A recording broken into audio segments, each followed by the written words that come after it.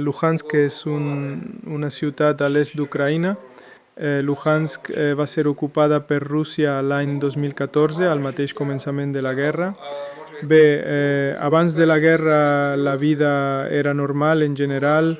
Bé, en primer lloc hi ha un període en el qual a la tardor de 2013 comença la revolució de Maidan a Kíev i hi va haver certs esdeveniments a Luhansk. Això és l'any 2013, a la tardor de l'any 2013.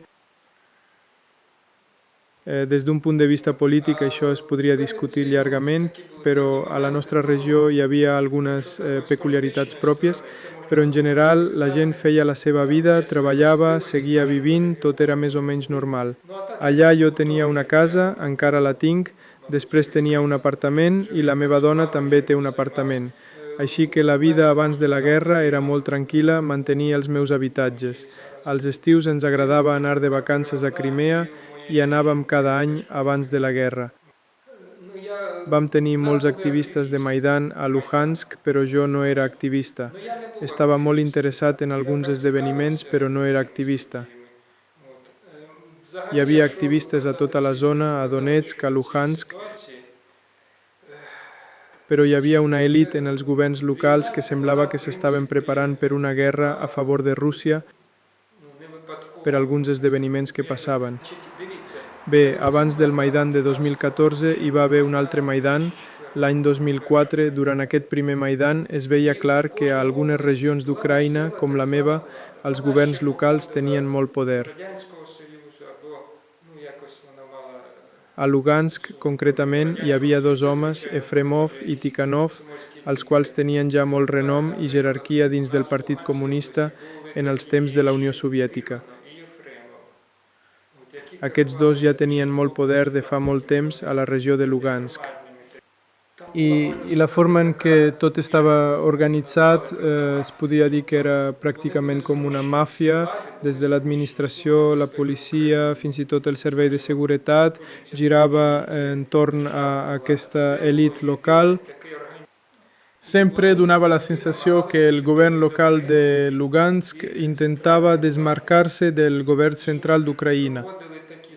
Per exemple, hi havia celebracions sobre herois com la Guàrdia Jove, eren de Lugansk, eren uns joves que en els temps de la Segona Guerra Mundial van ser assassinats pels alemanys a la regió de Lugansk, eren molt elogiats per la Unió Soviètica i pel comunisme.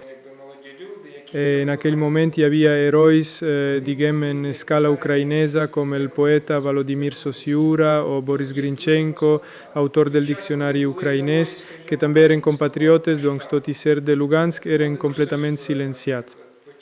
Tot el que estava relacionat amb Rússia, la Unió Soviètica o l'Imperi Rus era completament glorificat. Per exemple, també celebraven alguns dies de festa relacionats amb festivitats de la Unió Soviètica i Rússia. Al mateix temps es donava la situació que el govern local de la regió de Lugansk volia també allunyar-se de la regió de Donetsk. Històricament sempre hi havia hagut rivalitat, Donetsk és més gran, té més població, més recursos. Diguem que volien evitar que la regió de Donetsk es volgués apropiar d'alguna manera de la regió de Lugansk.